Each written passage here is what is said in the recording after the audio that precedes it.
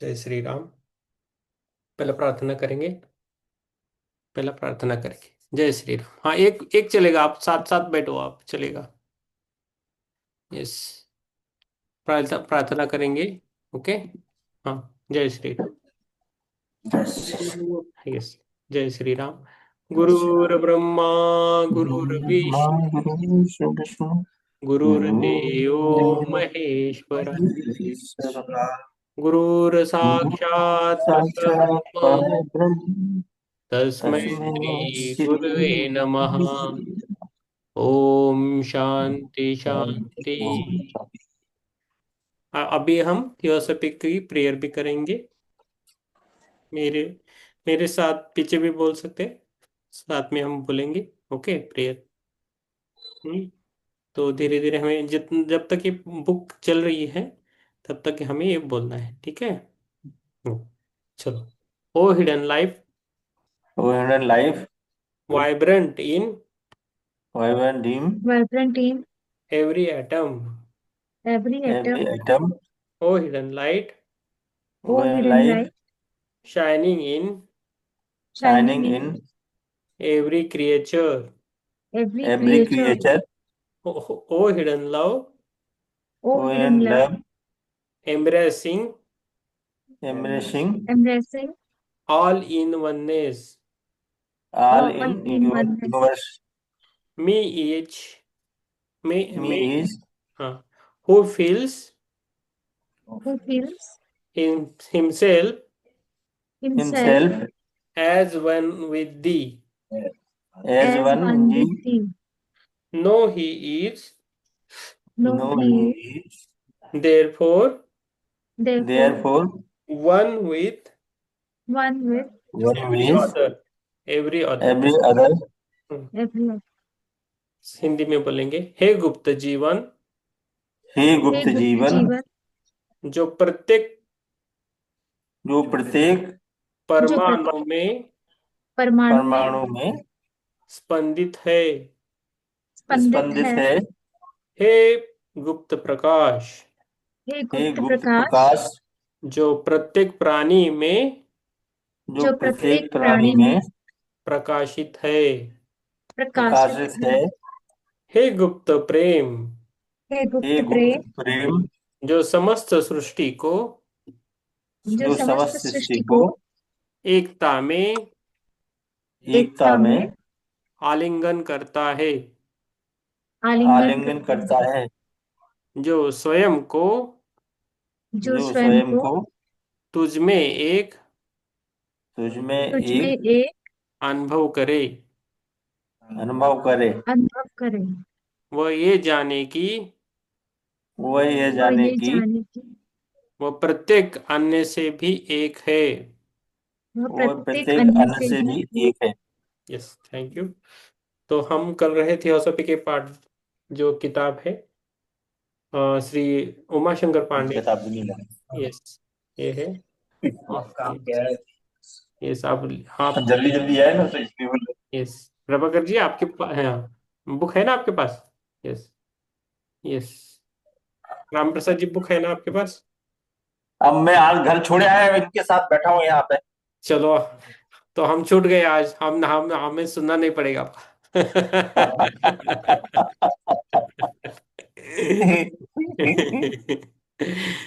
चलो, ऐसे ही मजाक कर रहे थे। चलो। तो हमारी जो ये है ना बुक, तो थियोसॉफी के पार्ट, अभी इस पे जो 3 दिन का वर्कशॉप हमारे इधर चल रहा है गोवा में। तो आज दूसरा दिन भी खत्म हुआ। इसमें से बहुत सारे उन्हें जो टॉपिक थे अच्छी तरह कवर किए हैं, और वो खुद समझाते हैं, तो हमें भी वो बुक अभी थोड़ी इजी इजी लग रही है पढ़ने में भी।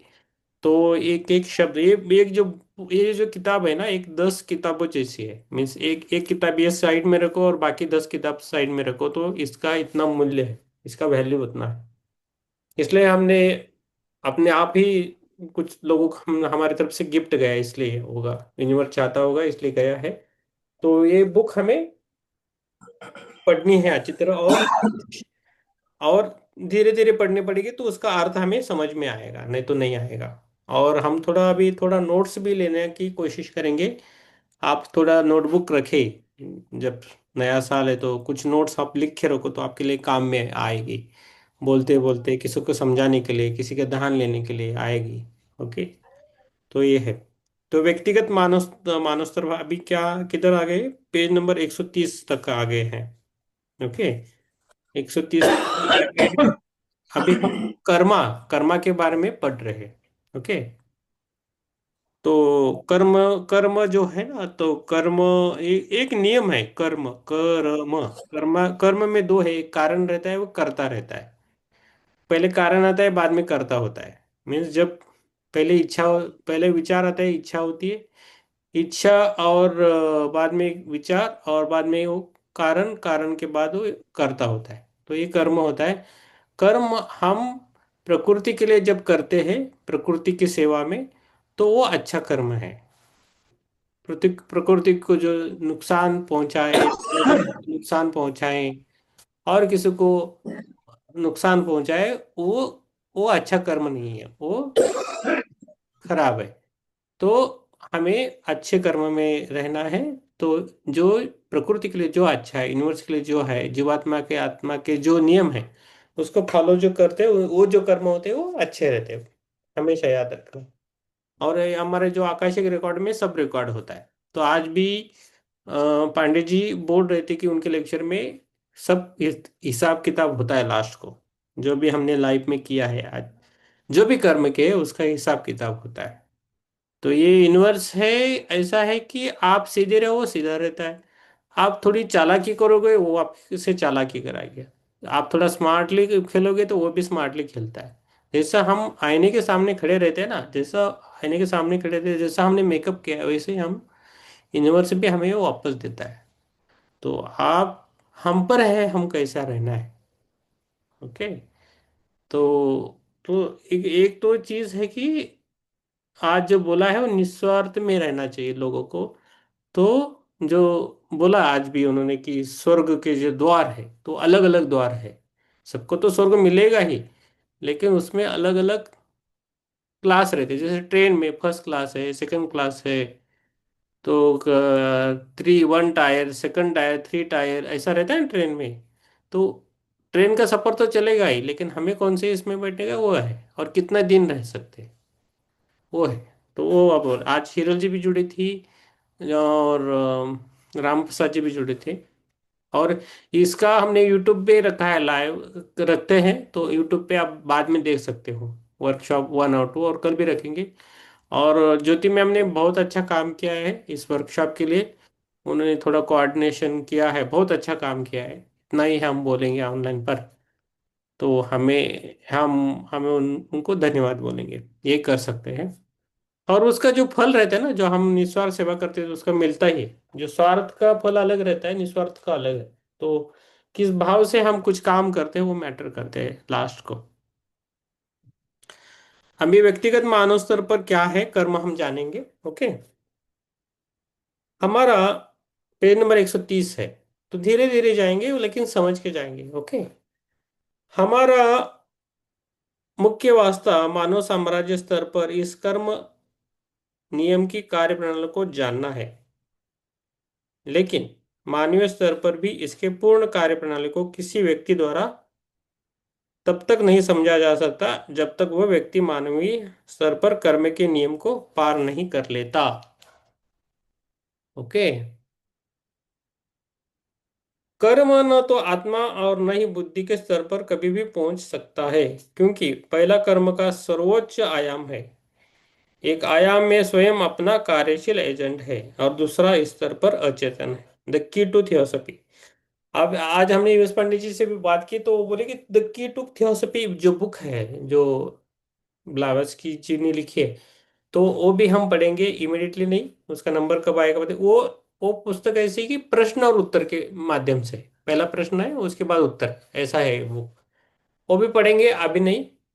अभी ये पढ़ने के बाद इसको कितना टाइम लगता है पता नहीं, लेकिन जरूर हम इस बुक को करेंगे अच्छी तरह, बाद में देखेंगे। ठीक है। कर्म न तो आत्मा नहीं वैदिक कभी पहुंच सकता है। ये पढ़ा था कि हमने, पता नहीं। हम पढ़ रहे हैं, मुझे लगता पढ़ा है। कर्म ना तो आत्मा और न ही बुद्धि के स्तर पर कभी भी पहुंच सकता है, क्योंकि पहला कर्म का सर्वोच्च आयाम है। एक आयाम में स्वयं अपना कार्यशील एजेंट है, और दूसरा इस स्तर पर अचेतन है। ओके। प्रत्येक जन्म में व्यक्तित्व पिछले या अगले जन्म में भिन्न होता है। प्रत्येक जन्म में व्यक्तित्व, जो हमारा व्यक्तित्व है, पिछले जन्म में अलग रहेगा, इस जन्म में अलग रहेगा, आने वाला जन्म में भी अलग रहेगा। ठीक है। वो है, प्रत्येक जन्म में व्यक्तित्व पिछले जन्म में अलग होता है, भिन्न होता है, लेकिन यद्यपि व्यक्तित्व हमेशा बदलते रहते हैं। जीवन की एक रेखा जिसके साथ वे मन को की तरह पिरोते होते हैं, अखंडित चलती है। यह सर्वदा वही विशेष रेखा होती है, कभी कोई अन्य नहीं। इसलिए यह वैयक्तिक इंडिविजुअल है, एक वैयक्तिक जीवनाधार तरंगन, अंडुलेशन, जो निर्वाण या प्रकृति के आत्मनिष्ठ पर पक्ष में प्रारंभ हुई, जो निर्वाण या प्रकृति के आत्मनिष्ठ पक्ष में आरंभ हुई। जैसे कि ईथर के माध्यम से प्रकाश या ऊष्मा के तरंगन अपने गतिशील सूत्र पर प्रारंभ हुई है, जो निर्वाण या प्रकृति के आत्मनिष्ठ पक्ष में प्रारंभ हुई है। जैसे कि ईथर के माध्यम से प्रकाश या ऊष्मा के तरंगन अपने गतिशील सूत्र पर प्रारंभ हुई। कर्म के आवेग और तना अस्तित्व की अतृप्त इच्छा। मैं फिर से पढ़ता हूँ, फिर से पढ़ेंगे हम। प्रत्येक जन्म में व्यक्तित्व पिछले या अगले जन्म में भिन्न होता है, ये समझ समझ में आया। लेकिन यद्यपि व्यक्तिशः हमेशा बदलते रहते हैं। व्यक्तित्व, पर्सनालिटी बदलती रहती है हर जन्म में, वो बोल रहे हैं। जीवन की एक रेखा जिसके साथ वे मन को की तरह पिरोए होते हैं। जीवन की एक रेखा जिसके साथ वे मन को की तरह पिरोए होते हैं। मन को मीन्स, ये आई थिंक वो मन को ये है, जो स्पाइनल सर कॉर्ड। मोती मोती माला के मन के आते हैं ना। हाँ, माला जहाँ माला आती तो उसके मोती आते हैं ना, उनको मन के बोलते हैं। उनको मन को बोलते हैं। हाँ, हम इनको भी हाँ मन के बोलते हैं। हम जो पीठ की जो रीढ़ी है ना, हड्डी जो है, उसको जो हम उसको भी मन का बोलते हैं। हाँ, इनको भी मन के बोलते हैं। हाँ, हाँ, अखंडित तो चलती इन्होंने है। बोला है ना उन्होंने, पिरोए मतलब माला में मनी हम वो जो डालते हैं ना, पिरोए हुए। तो ये भी बोले पिरोए हुए है। पिरोए मतलब। ये भी पिरोए हुए है, 32 है। हाँ, ये इनके लाइन में ही डाले हुए, सही बात अखंडित चलते हैं। ये सर्वदा वही विशेष रेखा होती है। है। यस, कभी कोई अन्य नहीं, इसलिए ये वैयक्तिक इंडिविजुअल है, तो कभी कोई अन्य नहीं है। ये सर्वदा वही विशेष रेखा होती है, कभी कोई अन्य नहीं, इसलिए ये वैयक्तिक इंडिविजुअल है। तो ये इंडिविजुअल रेखा है, जन्मों जन्म का हमारा जो कर्मा रहता ना। आज हमने प्रश्न पूछा कि, तो हमने वो पितृपक्ष के बारे में पूछा उनको, कि आज एक क्वेश्चन पूछा उन्होंने कि क्या ये जो जो हमारे पूर्वजों ने, मीन्स मदर फादर ने जो भी अच्छे कर्म या बुरे कर्म किए, तो उसका जो जो फल है वो बच्चों को भी मिलता है क्या, ऐसा पूछा। तो वो बोले कि ऐसा कुछ नहीं है, वो इंडिविजुअल टू इंडिविजुअल है। हर एक आत्मा का अलग अलग रहता है, तो इससे इफेक्ट इतना नहीं होता सही है। है ना। तो लेकिन किसी लोग लोग जो बताते, ज्ञानी लोग जो बताते सर, हाँ, कि कुछ तो जो करते हैं तो उनके प्रतिफल, जो बुरे कर्म करते हैं उनका प्रतिफल उनकी संतानों को मिलता है। हाँ, वही हमने प्रश्न पूछा, ये ऐसा होता है क्या। तो जी कुछ स्तर पर थोड़ा बहुत होता है, लेकिन इतना मायने नहीं रखता। क्योंकि उन्होंने एग्जाम्पल दिया, कैसा दिया, कि जैसा महात्मा गांधी का बेटा महात्मा गांधी नहीं बना, अच्छे कर्म भी किए, तो महात्मा गांधी जी का बेटा महात्मा गांधी नहीं बना। और ऐसे बहुत एग्जाम्पल है कि उनके बच्चे वो नहीं बनते। नहीं तो वो जो बनाए उनके उनके और महात्मा गांधी के पिता महात्मा नहीं थे। उन्होंने ऐसा एग्जाम्पल दिया। तो इंडिविजुअल टू इंडिविजुअल है, तो उस पर है निर्भर। ओके। ये वैयक्तिक जीवनाधार तरंगन, अंडुलेशन, जो निर्वाण या प्रकृति के आत्मनिष्ठ पक्ष में आरंभ हुए, जैसे कि ईथर के माध्यम से प्रकाश या ऊष्मा की तरंगन अपने गतिशील तौर पर प्रारंभ हुई। कर्म के आवेग और तनाव अस्तित्व की अतृप्त इच्छा की रचनात्मक दिशा के तहत तहत प्रकृति के वस्तुनिष्ठ पक्ष के माध्यम से काम करते हुए आगे बढ़ रही है। कर्म के आवेग और तनाव असुत की अतृप्त इच्छा की रचनात्मक दिशा के तहत प्रकृति के वस्तुनिष्ठ पक्ष के माध्यम से काम करते हुए आगे बढ़ रही। ये एक एक एक लाइन है ना, बहुत मायने करती है, इसको हम समझ के लेना चाहिए। तो बहुत अच्छी उन्होंने किताब लिखी है, और उसके आगे एक एक जो लाइन है उसको हमें समझ के आगे जाना चाहिए, ऐसे हम आगे नहीं जाएंगे इस बुक को। ठीक है। तो हमने अभी बोला है कि ये एक बुक है वो 10 बुक जैसी है मेरे लिए। तो इतना इसका गहरापन है, इतनी अच्छी बुक लिखी है, सब कुछ है इसमें, बहुत डिटेल में है। लेकिन हमें हमें हमें समझना चाहिए इन चीजों को, हमें समझ के जाना है बस। तो इसमें लेखक जी का, ये ऑथर का विजय होगा, तब तक नहीं। तो अभी क्या है, कर्म के आवेग और तनाव असुर की अतृप्ति इच्छा की रचनात्मक दिशा के तहत प्रकृति के वस्तुनिष्ठ पक्ष के माध्यम से काम करते हुए आगे बढ़ रही है। तो धीरे धीरे हम समझिए, ये समझ में आया। तो एक बार, कभी कभी 2 बार हमें पढ़ना पड़ेगा, लेकिन पढ़ेंगे और आगे जाएंगे। ठीक है। और कई चक्रीय परिवर्तनों के माध्यम से वापस निर्वाण की ओर ले जाती है। और कई चक्रीय परिवर्तनों के माध्यम से वापस निर्माण की ओर ले जाती है।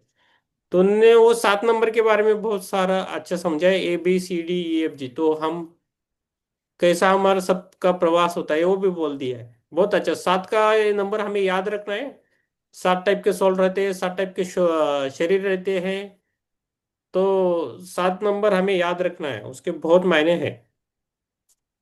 अभी अभी अभी लेखक बोलते हैं कि 131 पेज पे है, कर्म निरंतर कार्य करता है।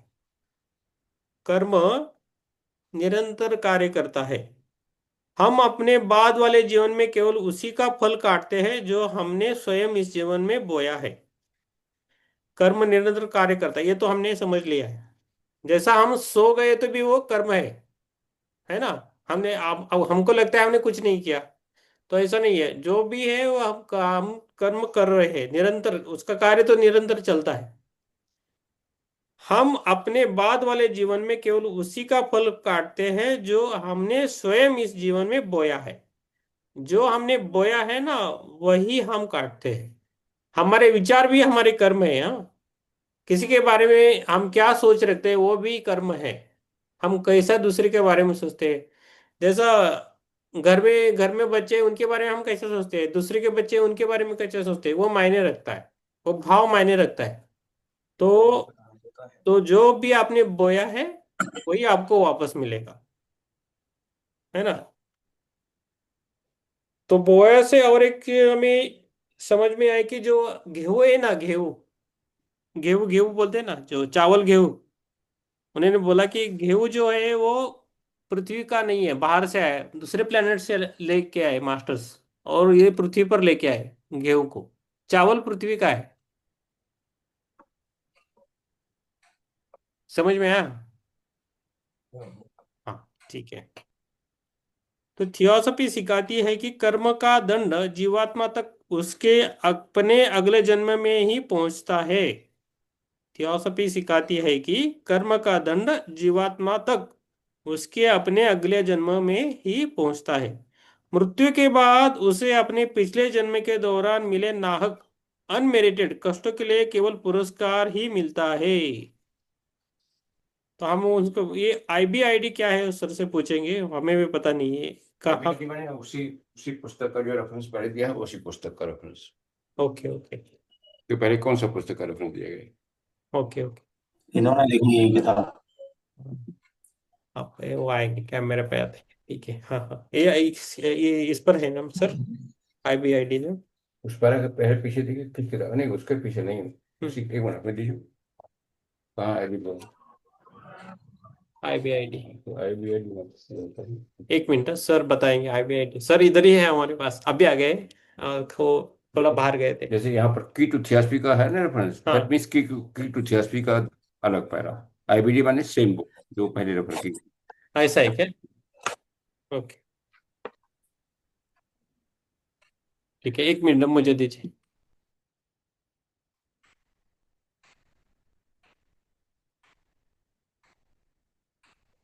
कर लेते ही चलना है तो बस। ऐसे ही आओ तो चल कर लेते।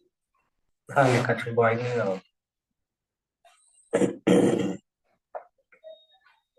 चलो, अभी क्या है? यस, कर्म आध्यात्मिक वैयक्तिकता या सूत्रात्मा या जीवात्मा को पुनर्जन्म लेने के लिए बाध्य करता है। ओके, हमें ये समझ लिया है ना, पृथ्वी की मृत्यु के बाद उससे उसे अपने पिछले जन्म के दौरान मिले नाहक कष्टों के लिए केवल पुरस्कार ही मिलता है। तो जो भी हमने किया उसका पुरस्कार तो मिलता ही है। ओके, कर्म आध्यात्मिक वैयक्तिकता या सूत्रात्मा या जीवात्मा को पुनर्जन्म लेने के लिए बाध्य करता है। तो कर्म आध्यात्मिक वैयक्तिकता या सूत्रात्मा या जीवात्मा को पुनर्जन्म लेने के लिए भी बाध्य करता है। यह पुनर्जन्म के पीछे की शक्ति है। ये पुनर्जन्म की ये पुनर्जन्म के पीछे की शक्ति है। ये हमें याद रखना है। तो उन्होंने बोला कि देवता भी कुछ नहीं कर सकते हमारे लिए, वैसा उनको भी काम रहता है। तो हमारे जो कर्म है ना, वही हमारे लिए है। हमने जो क्या किया है वो है। हमारे कर्म हमारे हमारे हमारे साथ रहते हैं हमेशा। उनके बदौलत ही हम कुछ जो भी हम चल रहे हैं, जो भी हो रहा है, उसके लिए हमारे कर्म मायने रखते हैं, बाकी कुछ नहीं। ठीक है। जो लोग जो लोग कर्म में विश्वास करते हैं उन्हें नीति में विश्वास करना पड़ता है। जो लोग कर्म में विश्वास करते हैं उन्हें नीति में विश्वास करना पड़ता है, जिसे जन्म से लेकर मृत्यु तक हर मनुष्य अपने चारों ओर धागा दर धागा बुनता रहता है। जैसे मकड़ी अपना जाल बुनती है, वैसे और यह नीति या तो हमारे बाहर अदृश्य अदृश्य प्रतिरूप के स्वर्गीय वाणी द्वारा निर्देशित होती है, या हमारे अधिक अंतरंग एस्ट्रल या आंतरिक मनुष्य, जो प्राय मनुष्य नामक शरीरधारी अस्तित्व की दुष्ट प्रतिभा है, के द्वारा निर्देशित होती है। फिर से पढ़ेंगे। जैसे मकड़ी अपना जाल बुनती है, जो लोग कर्म में विश्वास करते हैं उन्हें नीति में विश्वास करना पड़ता है। ओके, जो नीति है ना उस पर नियति नियति पे विश्वास करना पड़ता है, जिसे जन्म से लेकर मृत्यु तक हर मनुष्य अपने चारों ओर धागा दर धागा बुनता रहता है। जैसे मकड़ी अपना जाल बुनती है, और यह नियति या तो हमारे बाहर अदृश्य आदर्श प्रतिरूप प्रोटोटाइप की स्वर्गीय वाणी द्वारा निर्देशित होती है, या हमारे अधिक अंतरंग एस्ट्रल या आंतरिक मनुष्य, जो प्राय मनुष्य नामक शरीरधारी अस्तित्व की दुष्ट प्रतिभा है, के द्वारा निर्देशित होती है।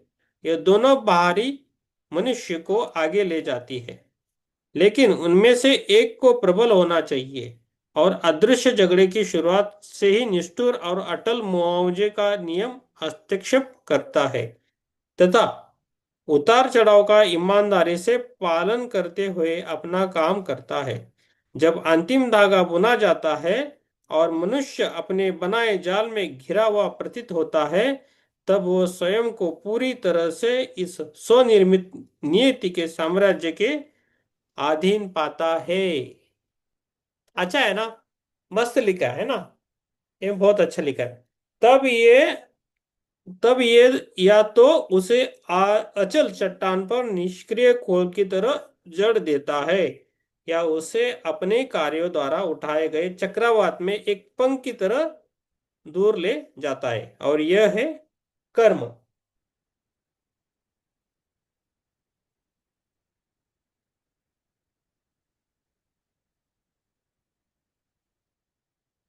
ओके,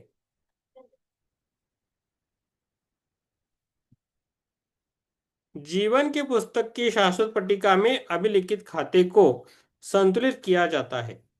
अभी क्या है? पेज नंबर 132 है। जीवन अब अभी जो पढ़ा है ना, थोड़ा आप मनन कीजिए।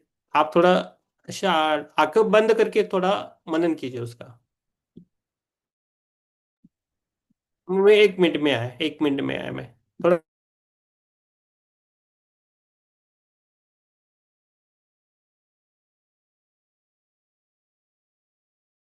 मैंने जो पढ़ा है उसको पढ़िए मैडम, हिरल जी आप पढ़िए। मैंने जो पढ़ा है उसको ही पढ़िए, पिछले पान से।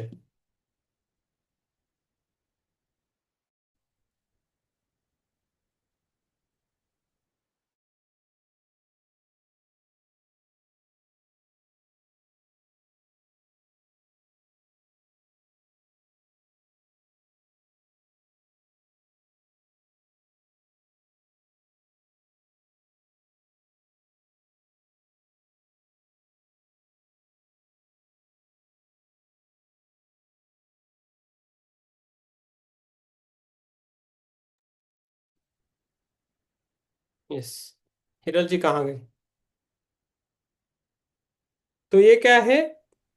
कर्म 132 पेज नंबर पे है अभी भी। कर्म। जीवन। हाँ, अभी अभी रुकिए, मैं आगे। अभी रुकिए, आपको पढ़ने को बोला था, आप भूल गए। अभी रुकिए। जीवन की पुस्तक की शाश्वत पट्टिका में अभिलिखित खाते को संतुलित किया जाता है। आवश्यक समायोजन प्रदान करने के उद्देश्य से जिन परिस्थितियों का सामना किया जाता है वे कर्म बन जाती है। जीवन की पुस्तक की शाश्वत पट्टिका में अभिलिखित खाते को संतुलित किया जाता है।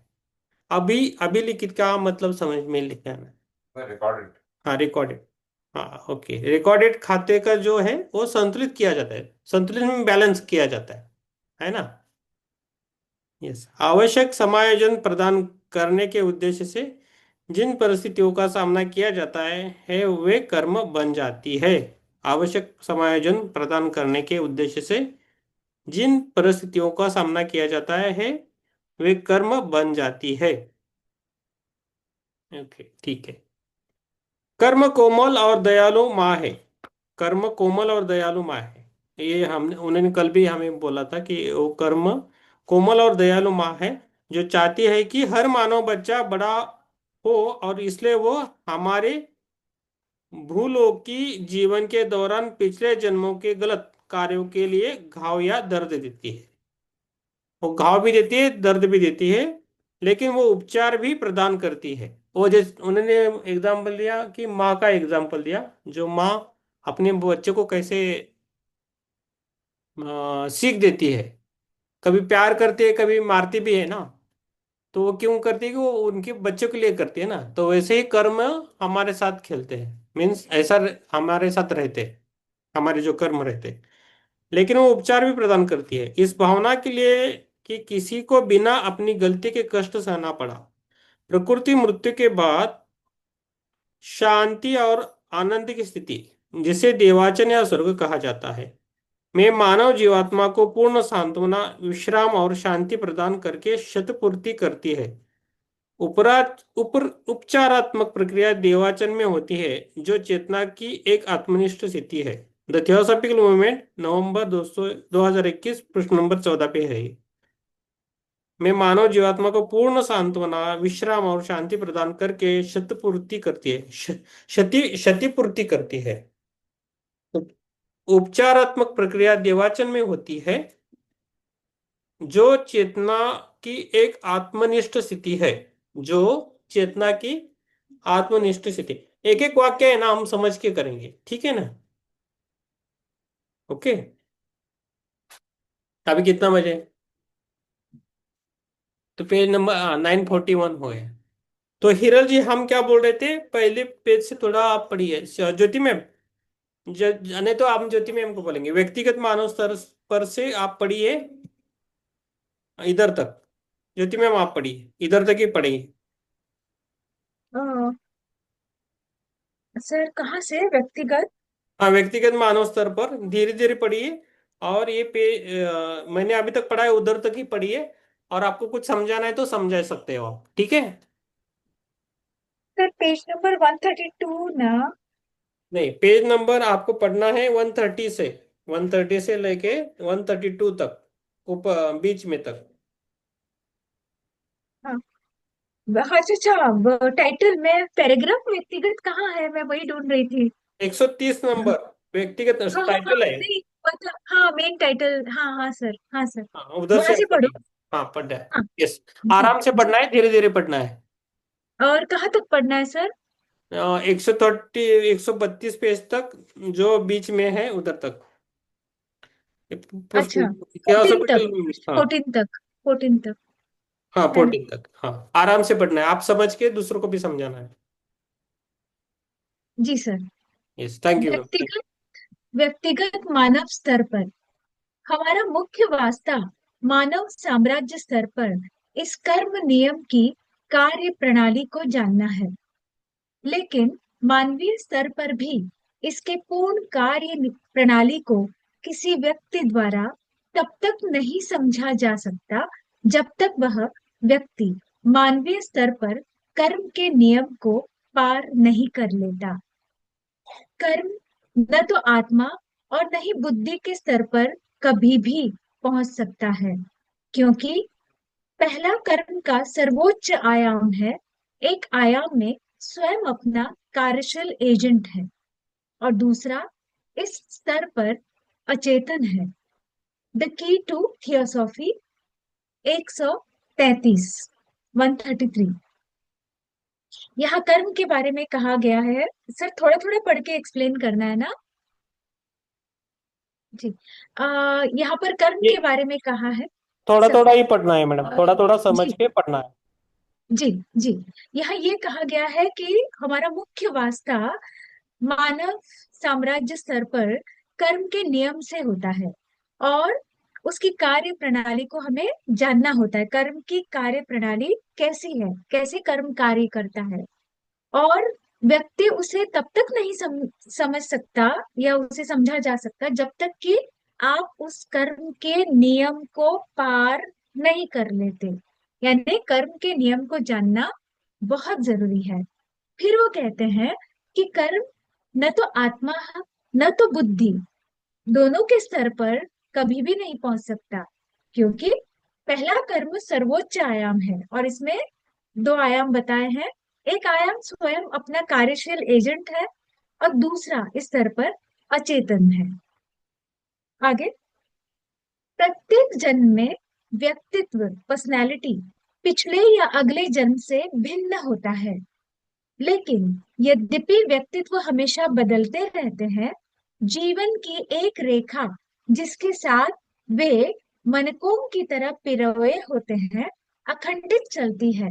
यह सर्वदा वही विशेष रेखा होती है, कभी कोई अन्य नहीं।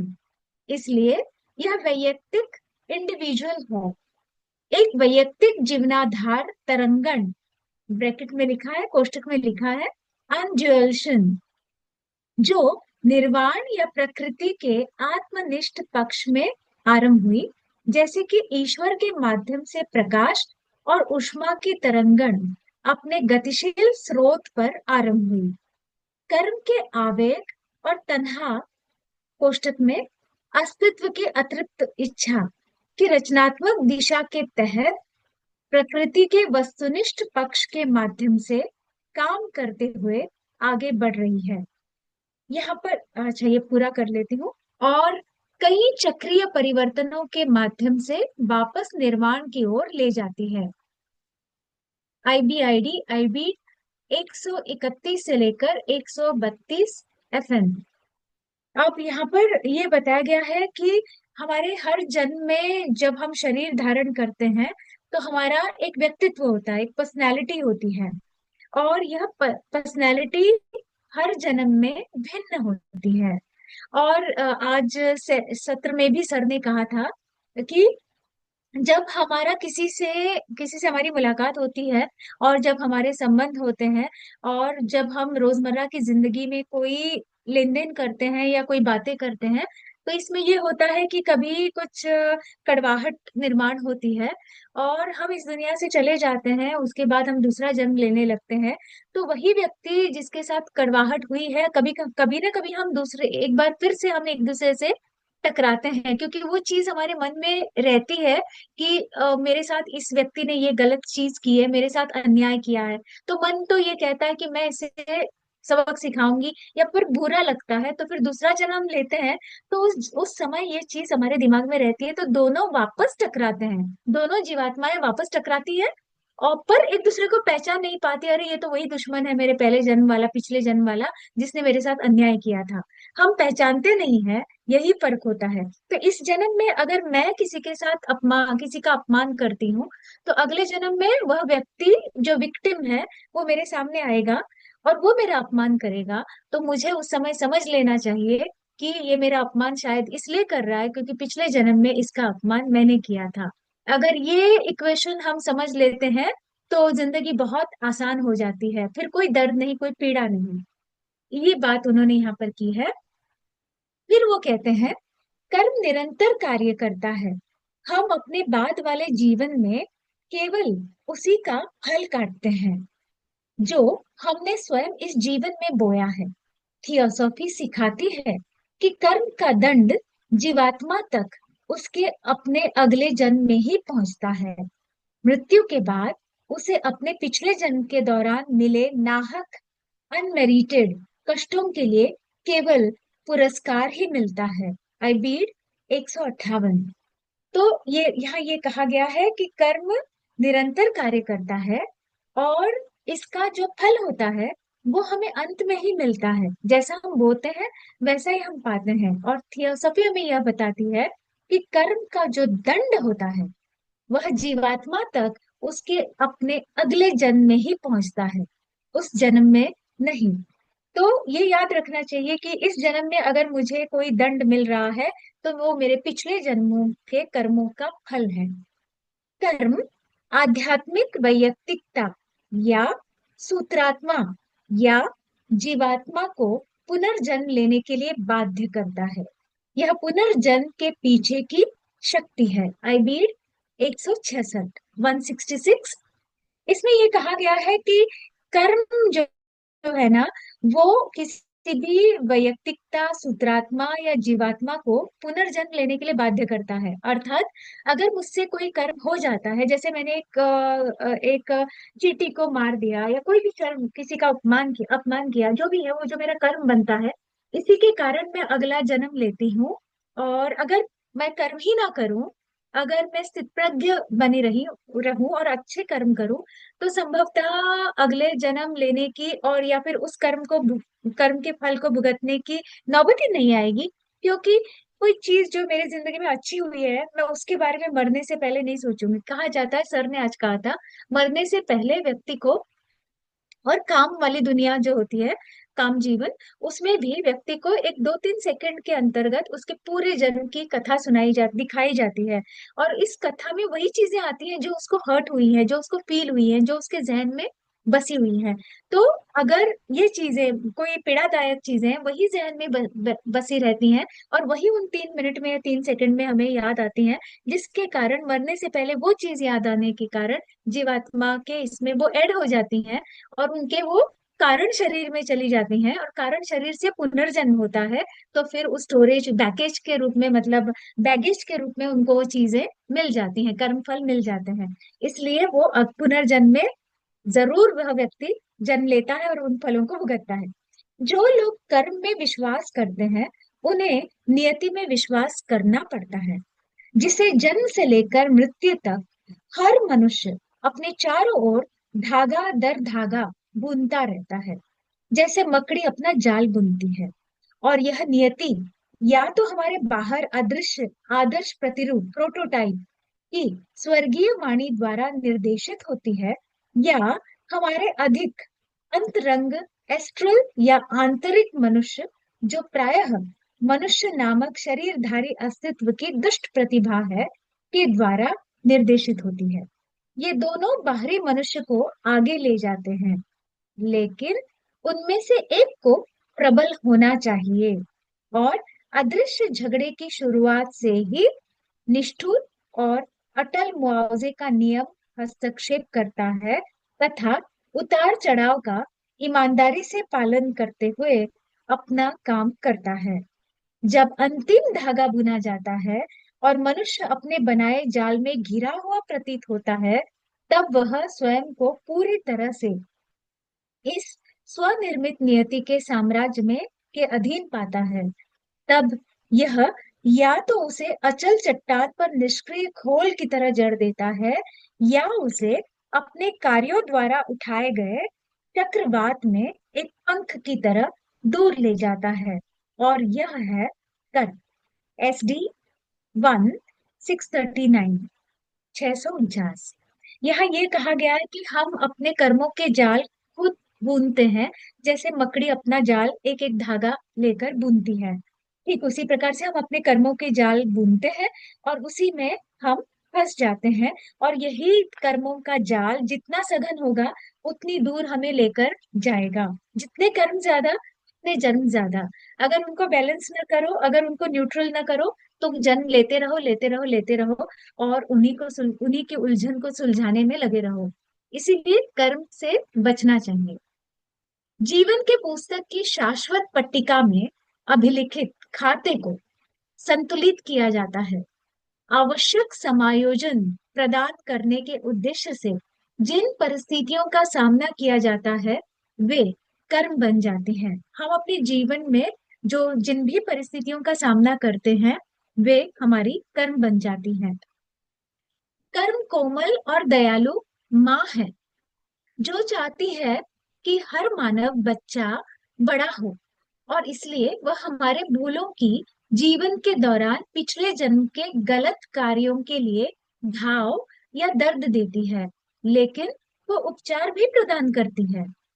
इस भावना के लिए कि किसी को बिना अपनी गलती के कष्ट सहना पड़ा, प्रकृति मृत्यु के बाद शांति और आनंद की स्थिति, जिसे देवाचन या स्वर्ग कहा जाता है, में मानव जीवात्मा को पूर्ण सांत्वना, विश्राम और शांति प्रदान करके क्षतिपूर्ति करती है।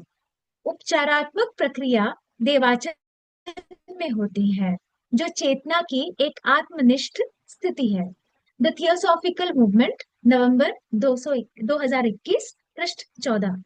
इसमें ये कहा गया है कि कर्म क्या है। कर्म हमें बहुत कठोर लगते हैं, पीड़ादायक लगते हैं, मगर यहाँ ये कहा गया है कि कर्म कोमल और दयालु माँ की तरह होती है, जो चाहती है कि उसका बच्चा होनहार हो, उसका बच्चा बड़ा हो, और इसीलिए वो क्या करती है, कर्म, कर्म अर्थात अर्थात माँ। तो कर्म क्या करता है कि आपके जो पिछले जन्म का जो हिसाब है वो आपके सामने लाकर खड़ा कर देता है, और फिर आपको उस पर वो उपाय भी सुझाता है कि अब करना क्या है। और वो उपाय अगर आप अपने अंतश्चेतना की आवाज सुनकर अगर उस कर्म को सुलझाने में लग जाते हैं और सही दिशा में अगर प्रयास करते हैं, तो वो कर्म वही सुलझ जाता है, और वहां पर आपका इस तरह से एक एक चीज पिछड़ जाती है और आप मुक्त होते जाते हैं। और फिर ये भी कहा गया है कि एक देवाचन है, देवाचन एक ऐसा स्तर या ऐसी जगह जिसे स्वर्ग भी कहा गया है। वहां पर कर्म का जैसे कर्मों से जैसे आप छुटकारा पाते जाते हैं इन उपायों के माध्यम से, तो आपको देवाचन में उसकी क्षतिपूर्ति होती है। तो क्या होता है, वहां आपके साथ पूर्ण सांत्वना प्रदान की जाती है आपके लिए, और विश्राम दिया जाता है, शांति दी जाती है।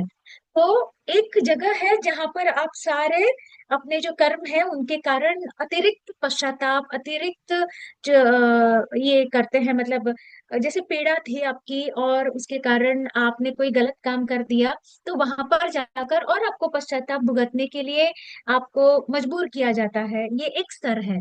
और स्तर से जैसे जैसे आप निकलते हैं, उसके बाद वाला स्तर बड़ा अच्छा स्तर है, और वो है देवाचन या स्वर्ग वाला स्तर, जहाँ पे आनंद ही आनंद होता है। तो आदमी दोनों चीजें करता है, अच्छी भी और बुरी भी। बुरी चीजों के लिए उसे उस जो काम वाला जो जीवन है, उस जीवन में उसे उसका फल भुगतना पड़ता है। और जो उसने अच्छी चीजें की हैं, दान धर्म किया है, अच्छी बातें की हैं, किसी की मदद की है, इस चीज के लिए स्वर्ग में फिर उसको आराम भी दिया जाता है। जीवात्मा के साथ दोनों चीजें होती हैं। तो अच्छे कर्म भी और बुरे कर्म भी दोनों नोटिफाई होते हैं, दोनों कहीं ना कहीं पंजीकृत होते हैं, दर्ज होते हैं, और उसके हिसाब से काम जीवन और देवाचन दोनों जगह पे उसे उस प्रकार का फिर उसके साथ ट्रीटमेंट होता है। धन्यवाद सर। धन्यवाद मैडम। यस, अभी हम ध्यान करेंगे। क्या और कुछ प्रश्न है तो पूछ सकते हैं, नहीं तो हम ध्यान करेंगे।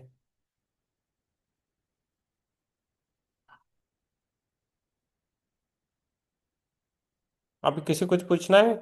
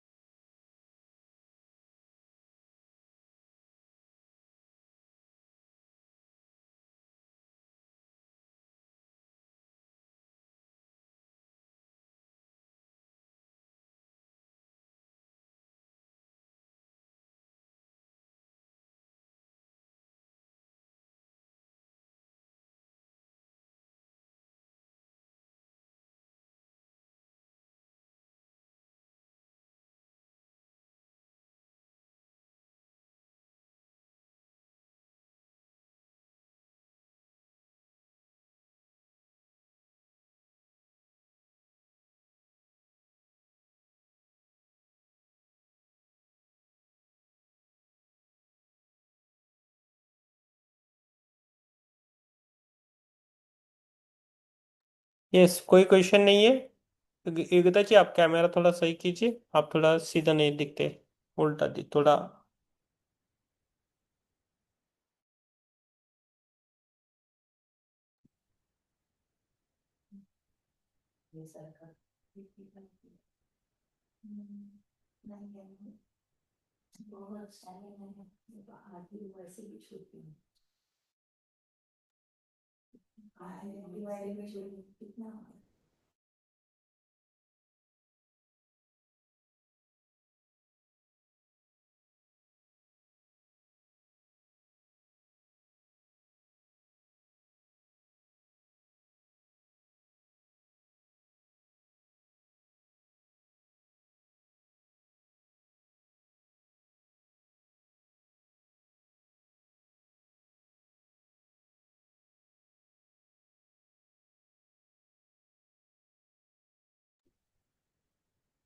चलो, ध्यान में बैठना है तो आराम से बैठना है। यस।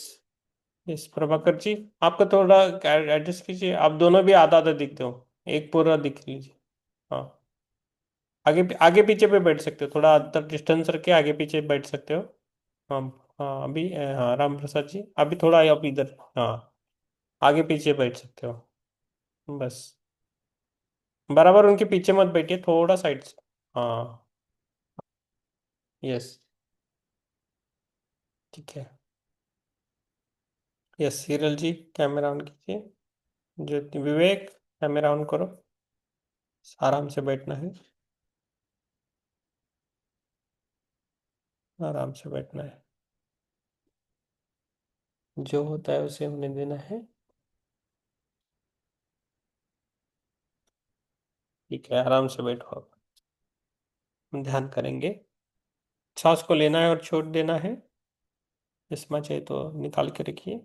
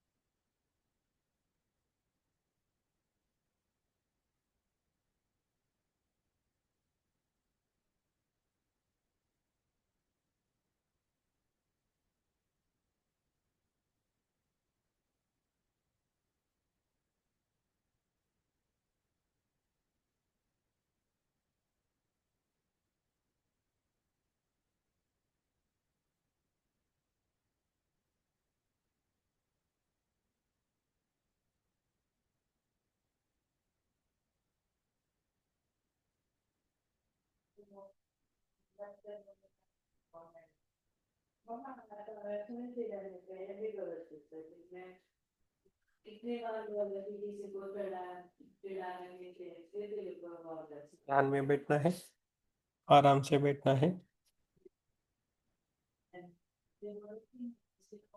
आंखों को धीरे धीरे बंद करना है। रीढ़ की सीधी, रीढ़ सीधी रखनी है। आराम से बैठना है। दोनों हाथ गोद में रखे या हृदय पर रखे। दोनों हाथ गोद में रखे या हृदय पर रखे। आप 3 गहरी सांस को लेना है। सांस अंदर लेना है और छोड़ देना है।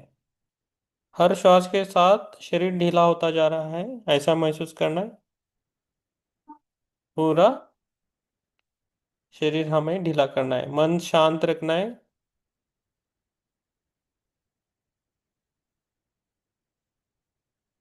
और खुद को बोलना है, मैं सुरक्षित हूँ, मैं वर्तमान क्षण में हूँ।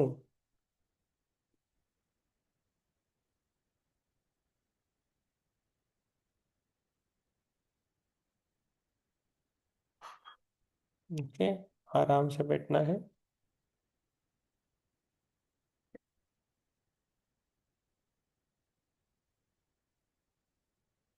धीरे धीरे अपने जीवन को साक्षी रख के भाव रखना है, भाव अच्छे रखने हैं, बिना किसी दोष भाव के। न्यूट्रल रहना है और ध्यान में जुट जाना है। और और जो भी मैं बोल रहा हूँ उसे सुन के उसको वैसा ही फॉलो करना है। जो भी मेरे कर्म हुए हैं, जो भी मेरे कर्म हुए हैं, जानबूझकर या अनजाने में, जानबूझकर या अनजाने में, शब्दों से, विचारों से या कर्मों से, जो भी कर्म हुए हैं, जानबूझकर या अनजाने में, शब्दों से या विचारों से या कर्मों से, मैं उन्हें स्वीकार करता हूँ, मैं उसे स्वीकार करती हूँ। मन ही मन में बोलना है, मन ही मन में बोलना है, मैं अपने सभी कर्मों का स्वीकार करता हूँ, मैं अपने सभी कर्मों का स्वीकार करती हूँ, मैं अपने सभी कर्मों का स्वीकार करता हूँ, मैं सीखने के लिए तैयार हूँ, मैं सीखने के लिए तैयार हूँ, मैं संतुलन के लिए तैयार हूँ, मैं संतुलन के लिए तैयार हूँ, मैं संतुलन के लिए तैयार हूँ।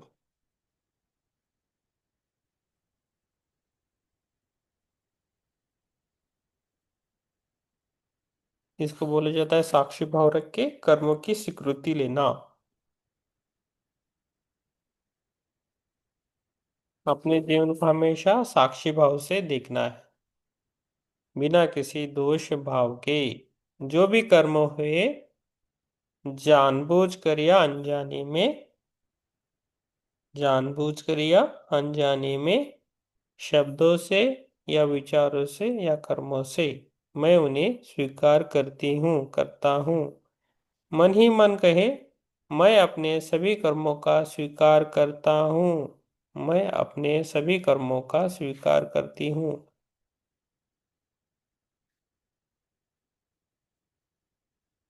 मैं सीखने के लिए तैयार हूँ, मैं सीखने के लिए तैयार हूँ, मैं सीखने के लिए तैयार हूँ, मैं संतुलन के लिए तैयार हूँ, मैं संतुलन के लिए तैयार हूँ,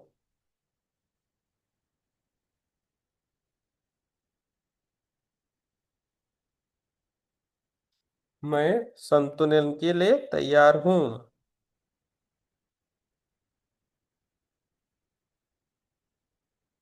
कर्म शुद्धि और संतुलन के लिए हमें बोलना है।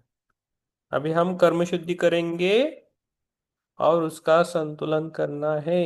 आराम से बैठना है, शांत बैठना है, सांसों के ऊपर ध्यान देना है, श्वास को लेना है और छोड़ देना है। मन में जो भी विचार आए उसे आने देना है और उसे छोड़ देना है, उसको पकड़ना नहीं है बस।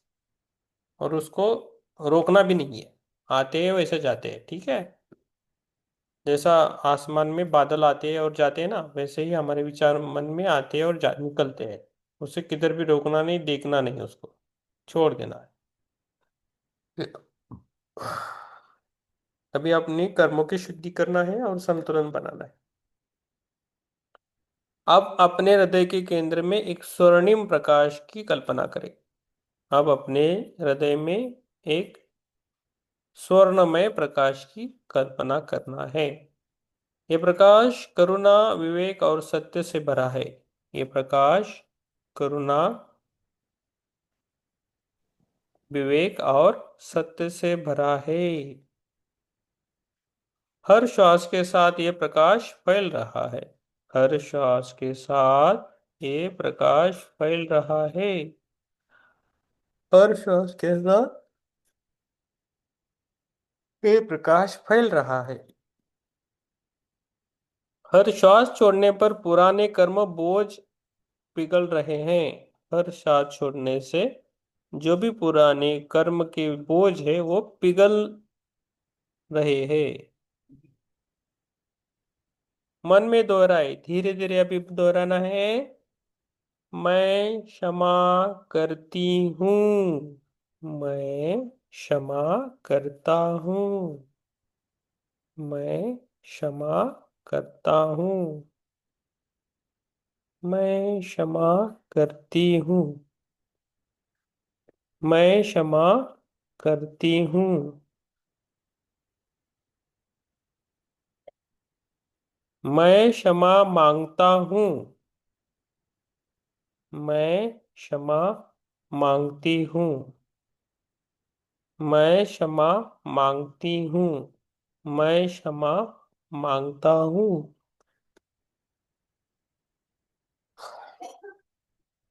मैं मुक्त हूँ। मैं मुक्त हूँ। मैं मुक्त हूँ। मैं मुक्त हूँ। मैं मुक्त हूँ। मैं क्षमा करती हूँ। मैं क्षमा करती हूँ। मैं क्षमा करती हूँ। मैं क्षमा मांगता हूँ। मैं क्षमा मांगता हूँ। मैं क्षमा मांगता हूँ। मैं मुक्त हूँ। मैं मुक्त हूँ। ये प्रकाश आपके भूतकाल, वर्तमान और भविष्य तीनों को संतुलित कर रहा है। ये जो प्रकाश आपके हृदय से बह रहा है, फैल रहा है, ये आपके भूतकाल को, वर्तमान को और भविष्य काल को संतुलित कर रहा है। ओके।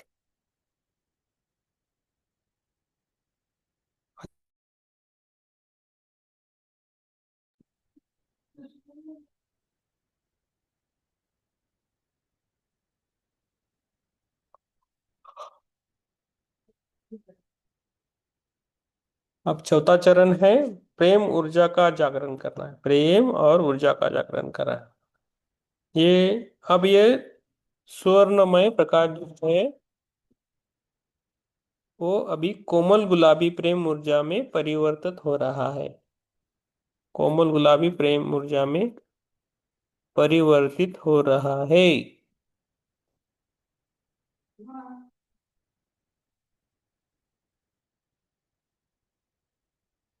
ये बिना शर्त प्रेम है। ये बिना शर्त प्रेम है। ये बिना शर्त प्रेम है।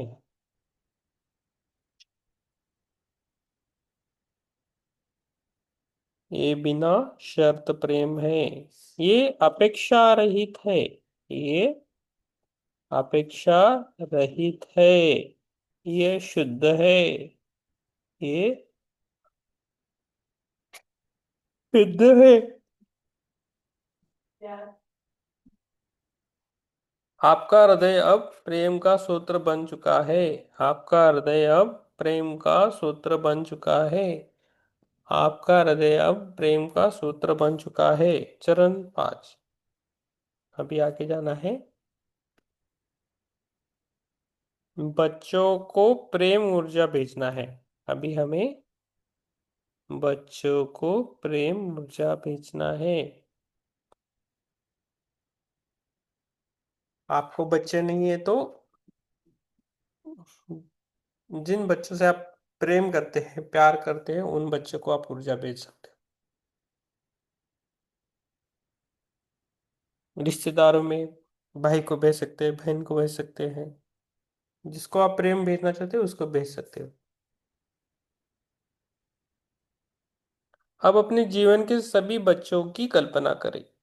आप अपने जीवन के सभी बच्चों का कल्पना करें। श्वास को लेना है और छोड़ देना है। सांस को लेना है और छोड़ देना है। अब अपने जीवन के सभी बच्चों की कल्पना करना है। अपने बच्चे, परिवार के बच्चे और इस धरती के सभी बच्चे, सबको लेना है। अपने बच्चे, परिवार के बच्चे और इस धरती पर जो भी बच्चे हैं उनको, उन्हें मुस्कुराते हुए देखे। उनको हमें मुस्कुराते हुए देखना है। सुरक्षित, स्वस्थ और आनंदित देखे उनको। सुरक्षित, स्वस्थ और आनंदित देखे उनको। सुरक्षित, स्वस्थ और आनंदित देखे। हृदय में प्रेम ऊर्जा उनकी और भेजे। उनको सुरक्षित देखना है, स्वस्थ देखना है और आनंदित आनंदित देखना है। हमारे जो बच्चे हैं उनको सुरक्षित देखना है, आनंदित देखना है और प्रेम से देखना है।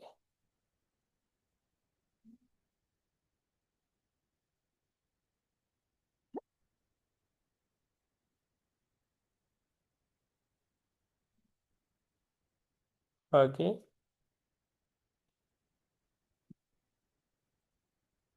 हमारे बच्चों को प्रेम से देखना है, सुरक्षित देखना है। उन्हें मुस्कुराते हुए देखना है। हृदय से प्रेम ऊर्जा उनकी ओर भेजना है। हमारे हृदय से उनको प्रेम की ऊर्जा भेजनी है।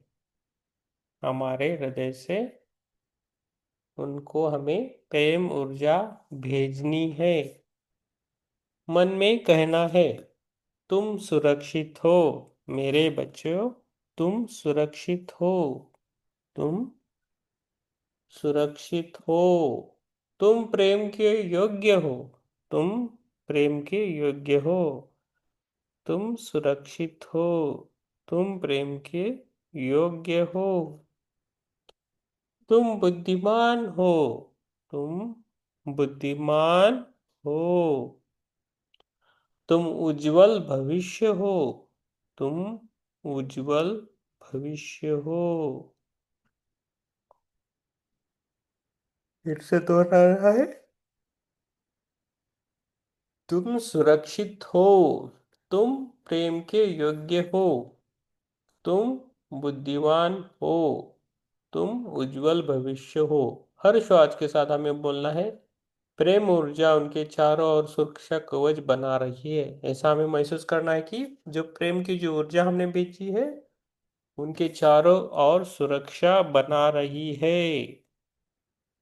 हमारे बच्चों के चारों ओर सुरक्षा का कवच बना रही है।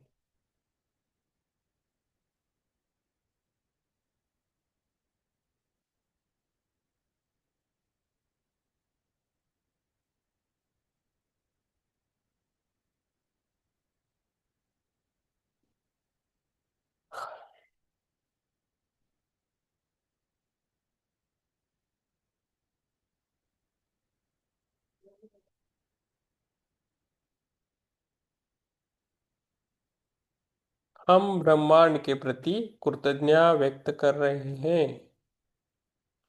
मन में कहे, अभी कृतज्ञता और समापन करना है। ओके, अभी श्वास को लेना है और छोड़ देना है। श्वास को लेना है।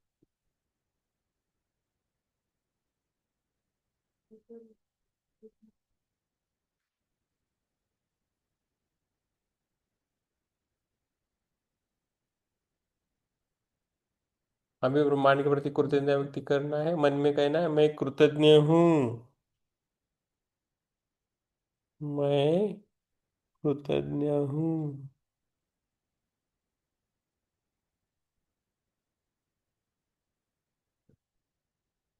मेरे कर्म संतुलित हो रहे हैं। मेरे कर्म संतुलित हो रहे हैं। मेरे कर्म संतुलित हो रहे हैं। मेरा प्रवाह, मैं प्रवाहित हो रहा हूँ। मैं प्रवाहित हो रहा हूँ। धीरे धीरे अपनी श्वासों पे ध्यान देना है और छोड़ देना है। धीरे धीरे अपनी श्वासों पे ध्यान देना है और छोड़ देना है। और हमें आभार मानना है। इस पृथ्वी माता को आभारी मानना है। Thank you so much universe. Thank you. धन्यवाद। उसके बाद सभी को हमें धन्यवाद बोलना है। इस पानी को, इस कमरे को, इस मोबाइल या लैपटॉप को, सभी को हमें धन्यवाद बोलना है।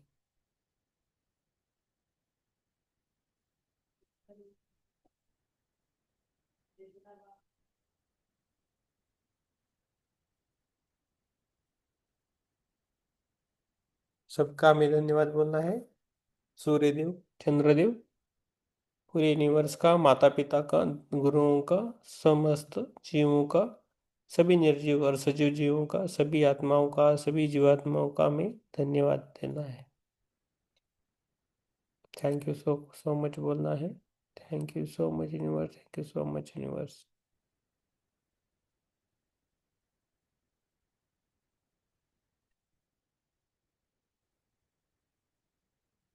अभी हमें श्वासों पे ध्यान देना है। श्वास को लेना है और छोड़ देना है। श्वास को लेना है और छोड़ देना है। धीरे धीरे हमें बाहर आना है। श्वास को लेना है और छोड़ देना है। अपने पैरों की उंगलियों को हिलाना है, हाथों की उंगलियों को हिलाना है और हमें बाहर आना है। धीरे धीरे हमारे हाथ खोल के अपनी आंखों पे रखना है 5 सेकंड के लिए। 5 सेकंड के लिए दोनों हाथ खोल के हमारी आंखों पे रखना है। धीरे धीरे 5 सेकंड के लिए। 5, 4, 3, 2, 1, 0 और बाहर आना है। Thank you so much universe, thank you so much universe, thank you so much. आप सभी को मेरा धन्यवाद। Thank you so much. Yes, very good. आप सभी को धन्यवाद। यस, हिरल जी, माधुरी जी, गीता जी, यस, राम प्रसाद जी, प्रभाकर जी बोल सकते हैं। यस, हिरल जी बोलिए। हिरल जी बहुत सीरियस थे आज। बोलो क्या हुआ? नहीं सर, कुछ नहीं हुआ। हाँ, कुछ नहीं हुआ। एक्चुअली मेरा नेट बार बार जा रहा था, सुबह भी जुड़े ना, मैं नेट जा रहा था मेरा बार बार आज ठीक है, पूरे दिन। संकल्प करें उसके लिए। हाँ सर। और ध्यान तो अच्छा रहा। अभी भी मुझे कुछ विजन आया बट याद नहीं आ रहा है, मैं वही याद कर रही थी। और आप कल भी सर, 17, कल भी हाँ ऑनलाइन रहिए। हाँ सर। हम्म। और वो हमने वो यूट्यूब भी लाइव रखा है। जुड़ के रहिए आप। ठीक हाँ है। सर। यस, राम प्रसाद जी भी जुड़ते हैं। योगेंद्र जी आप भी जुड़िए। कल, कल लास्ट है। अच्छा बोल रहे हैं सर, अभी सो गए हो। वो बहुत डिसिप्लिन है सर। अच्छा बताते हैं, ज्यादा बात इधर उधर की नहीं करते, काम से मतलब। यस, प्रभाकर जी बोलिए।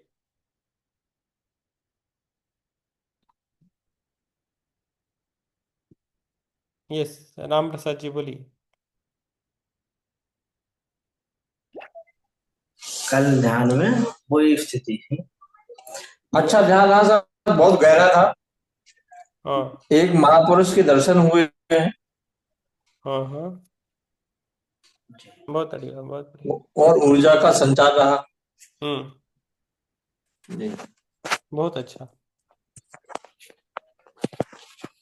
यस, प्रभाकर अच्छा, जी। आत्मबंधन। आत्मबंधन बहुत अच्छा लगा। ध्यान हम्म और जो जिस प्रक्रिया से आप जो ध्यान करा रहे थे, तो कल हम ऑनलाइन नहीं थे, वैसे ही ध्यान कर रहे थे। तो जो आज हुआ, आपने कराया, जे ऊर्जा, जे संरचना जे कल कावाई थे प्रकट हो रही थी, कि उनको स्वर्णकार कावाई थे हृदय में, गोला और ऊर्जा जे चारों तरफ से का होती प्रवाहित हो रही थी, वो हम बता भी रहे थे चाचा को कि इस प्रकार से कल हमें, वो कल 11 बजे तक बैठे रहे। 8 बजे से हम हो नहीं पाए हो ऑनलाइन, तो हम समाधि ही में बैठे रहे। तो जी, आप बहुत आज भी कवायते बराबर धारा प्रवाहित होत रहे। यस, आप हमारे ग्रुप से जुड़ जाइए। अभी चाचा आपके जाएंगे तो गांव से, तो आप जुड़ नहीं पाओगे। तो अच्छा। आप ग्रुप से जुड़ जाइए।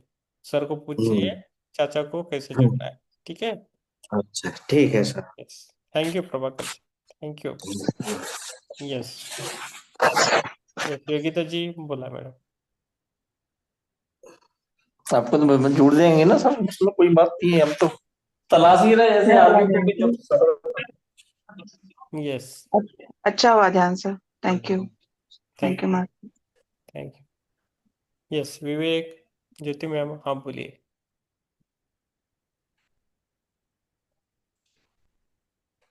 हाँ, अभिनंदन सर। ध्यान बहुत अच्छा रहा सर, हम्म। और बहुत गहरा रहा। बहुत बहुत धन्यवाद। Thank you ma'am. Thank you. Yes. Yes. Welcome. Okay. Okay Vivek, thank you विवेक।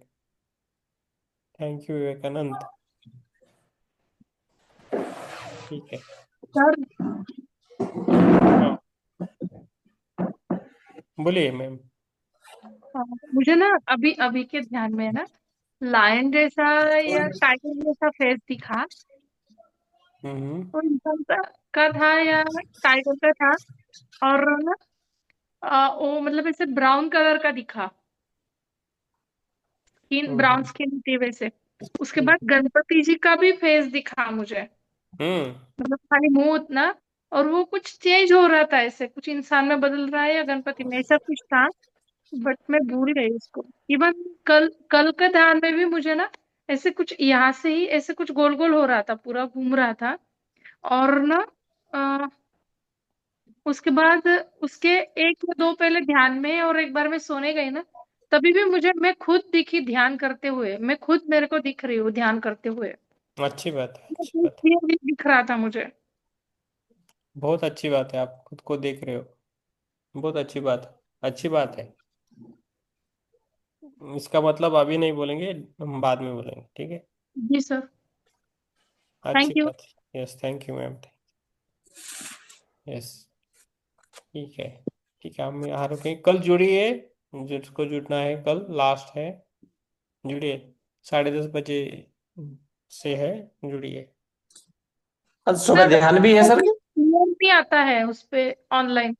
हम्म। वो थोड़े अभी आप बोल रहे हो ना, इसे क्लियरली पता चल रहा है क्या बोल रहे हो? कुछ पता चलता है और कुछ पता नहीं। सर वहाँ पे ना मृत्यु की बात बता रहे थे कि मृत्यु सही में बहुत अच्छी चीज है, हम लोग उसको नहीं समझते, वो कुछ बता रहे थे।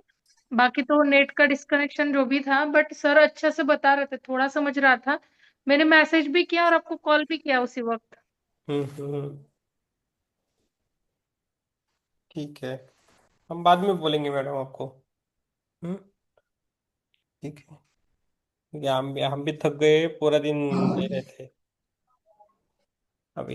हम्म। ठीक है, हम इधर ही रुकेंगे फिर। हिरल जी, आप कल कल ऑलरेडी मैसेज किए। प्रातः जब सेशन में ध्यान में रहेगा सर।